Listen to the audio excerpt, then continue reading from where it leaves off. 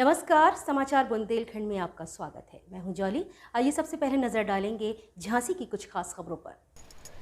आज प्रधानमंत्री आदर्श ग्राम योजना राज्य स्तरीय सलाहकार समिति के सदस्य रविशंकर हवेलकर ने जनपद प्रवास के दौरान कहा कि राज्य सलाहकार समिति उत्तर प्रदेश शासन के सदस्य होने के नाते चयनित किए गए हैं।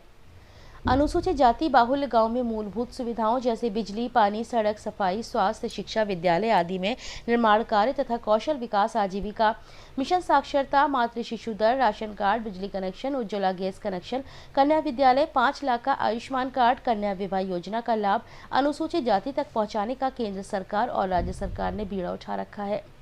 उन्होंने कहा कि इससे पहले की सरकारों ने राज्य निगरानी समितियां तथा राज्य सलाहकार समितियों का वजूद खत्म कर दिया था, परंतु मोदी व योगी के राज में इन समितियों की कमान दलितों के हाथ में सशक्त तरीके से दे दी गई है।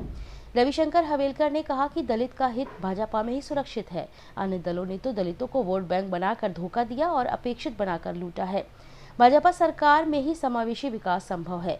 दलितों के महानायक डॉक्टर भीमराव अंबेडकर के जीवन से जुड़े 5 महत्वपूर्ण स्थलों को पंचतीर्थ के रूप में जन्मभूमि महू मध्य प्रदेश, जहां शिक्षा ग्रहण की किंग जॉर्ज हेनरी लंदन विश्वविद्यालय, दीक्षा चैत्र भूमि नागपुर, महापरिनिर्वाण स्थल इंदु मिल महाराष्ट्र तथा दिल्ली स्थित सरकारी आवास विकसित करने का कार्य किया है।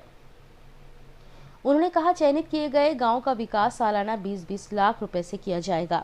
समाज कल्याण विभाग इसका नोडल है और कार्यदायी संस्था के रूप में यूपीसीडी को जिम्मेदारी दी गई है। 15 विभागों के साथ मिलकर इन गांवों को समुचित विकसित किया जाएगा। झांसी से ब्रजेश परिहार की रिपोर्ट। देखिए, अभी मैं अपने कार्यकर्ताओं से शाम को हमारी मुलाकात भी है। हमारा फोकस अनुसूचित जाति वर्ग पे ज़्यादा है, क्योंकि वो जो जिम्मेदारी मुझे मिली हुई है। और भारतीय जनता पार्टी की सरकार ने, यशस्वी प्रधानमंत्री आदरणीय मोदी जी ने, यशस्वी मुख्यमंत्री आदरणीय योगी जी ने अनुसूचित जाति वर्ग को ध्यान में रख करके ही बहुत सारी योजनाएँ बनाई हैं। आप ये मान करके चलिए कि दलितों का हित भाजपा में ही सुरक्षित है। इससे पहले आज़ादी के 74 वर्षों में कोई भी ऐसी गवर्नमेंट नहीं बनी जिसने बेस पे रह करके ग्रास रूट पे काम करने वालों के लिए काम किया, अनुसूचित जाति वर्ग के लोगों के लिए काम किया हो। अगर प्रधानमंत्री जी आवास देने का काम कर रहे हैं तो गरीबी को मूल में ध्यान रख के ही किया जा रहा है। अगर हम उज्ज्वला के माध्यम से गैस सिलेंडर दे रहे हैं तो गरीबों को ध्यान में रख के ही दिया जा रहा है। अगर हम मुफ्त में शौचालय देने का काम कर रहे हैं, हम आपका आयुष्मान भारत के माध्यम से 5 लाख रुपए का स्वास्थ्य बीमा कार्ड दे रहे हैं, अनेक योजनाएं।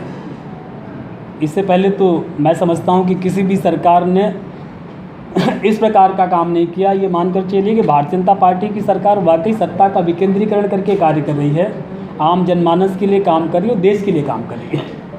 2022